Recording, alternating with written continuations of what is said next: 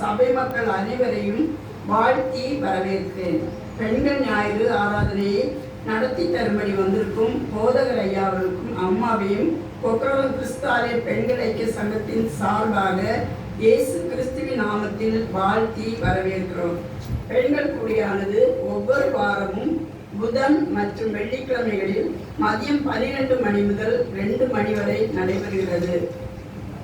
இந்த பெண்கள் கூடுகையில் தேசத்திற்காக, திருச்சபைக்காக, திருமண்டலத்திற்காக, வியாதி உள்ளவர்களுக்காக, பாதுகாப்புக்காக, ரட்சிப்புக்காக மற்றும் தேவைகளுக்காக, ஊழியங்களுக்காக ஜெபித்துக் கொண்டு வருகிறோம். மேலும் சாட்சிவார ஊழியத்தில் பெண்கள் சபை ஊழியரோடு சேர்ந்து மருத்துவமனை ஊழியத்திற்கு சென்றோம். தேவையோடு இருக்கும் பிள்ளைகளை சந்தித்து அவர்களின் சுகத்துக்காக, சமாதானத்துக்காக ஜெபித்தோம். ஆண்டவரின் அன்பை பற்றியும் சொல்லி வந்தோம். பிறகு கொக்கரவன் பகுதி முழுவதும் ஒவ்வொரு தெருக்களிலும் வீடுகளிலும் சென்று இயேசு கிறிஸ்துவின் அன்பை பற்றி சொன்னோம். சுகவீனம் உள்ளவர்களுக்காகவும், குழந்தை பாக்கியம் இல்லாத பிள்ளைகளுக்காகவும், அவருடைய ரட்சிப்புக்காகவும் ஜெபித்தோம்.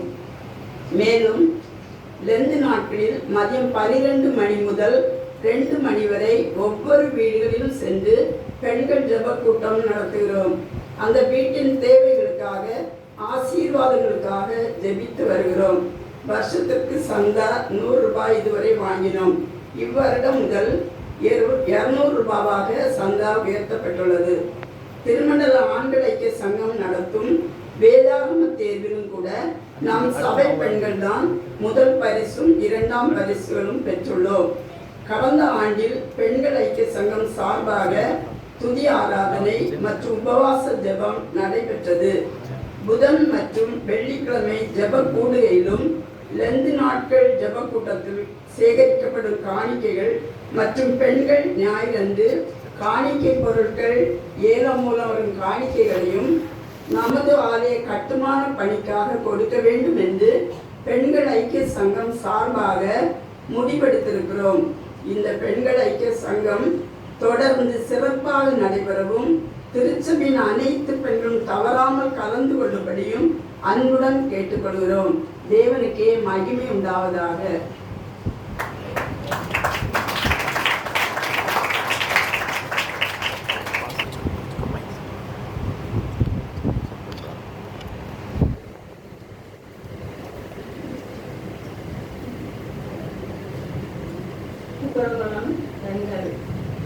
திருச்சபை பெண்களை பற்றி ஒரு சில வார்த்தைகளை உங்களுக்கு சொல்கிறேன்.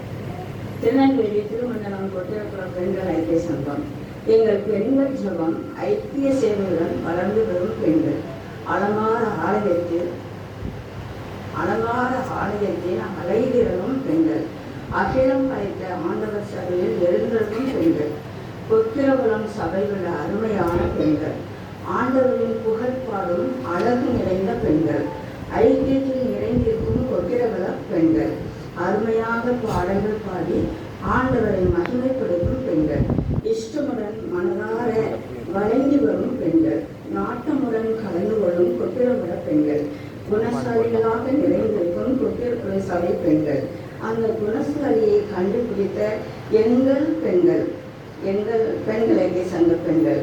இயேசுவின் புகழை பாடி வரும் பரிசுத்தமான அலங்காரமான கொக்கிரகுல சபை பெண்கள். இனிமையான இசைப்பாடும் பெண்கள். சகலத்தையும் ஈர்ந்திருக்கும் பெண்கள்.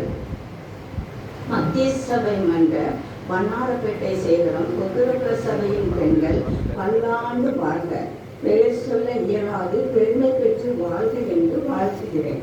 ஊழியம் நீரூழி சதா காலமும் வாழ்க வாழ்க என்று மிக மிக மிக வாழ்க என்று கொக்கிரகுளம் பெண்கள் ஐக்கிய சங்கத்தை வாழ்த்துகிறேன்.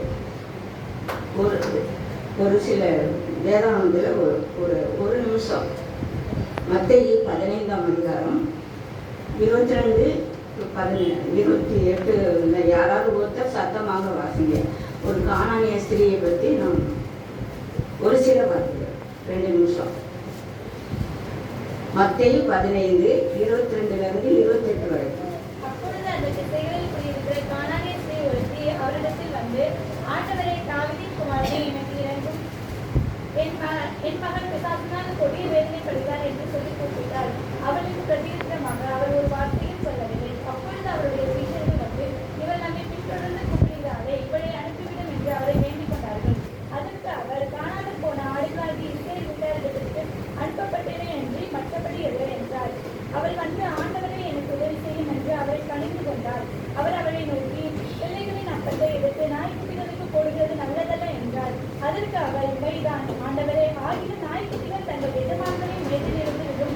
ரொட்டிகளை தின்னுமே என்றார். இயேசு அவளுக்கு பிரதியுத்தரமாக, ஸ்திரீயே, உன் விசுவாசம் பெரியது, நீ விரும்புகிறபடி உனக்கு ஆகப்படுவது என்றார். அந்நேரமே அவள் மகள் ஆரோக்கியமானாள். நம்ம கானானிய ஸ்திரியை பார்க்கும்போது அவள் தன்னை தாழ்த்துகிறாள். ஆண்டவருக்கு முன்பாக பணிந்து தன்னை தாழ்த்துகிறாள். முதலாக அவள் ஆண்டவரை நோக்கி கூப்பிடுகிறாள். நாமும் ஆண்டவரை நோக்கி எந்த நிலையில் இருந்தாலும் கூப்பிட வேண்டும்.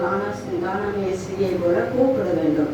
அவள் சமூகத்தில் தன்னை தாழ்த்தி அவள் முன்பாக பணிந்து கொள்கிறாள். அவள் சொல்கிற வார்த்தையை கேட்டு அவள் பணிந்து தன்னை தாழ்த்தி ஆண்டவர்கிட்ட தன்னுடைய விருப்பத்தை சொல்லுகிறாள். அந்த விருப்பத்தின்படி ஆண்டவர் அவருக்கு இரக்கம் செய்து ஆசீர்வாதத்தை கொடுக்கிறார்.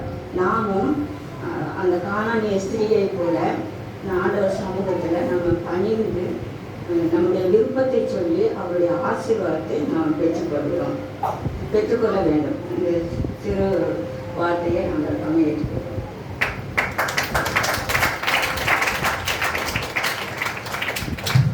பெண்கள் ஐக்கிய சங்கத்தினுடைய அறிக்கையும் மற்றும் சில காரியங்களை நாம் கேட்டோம். தொடர்ந்து பெண்கள் அனைவரும் பெண்கள் கூட்டங்களிலே தவறாக நீங்கள் கலந்து பெறும்படி நான் கேட்டுக்கொள்கிறேன்.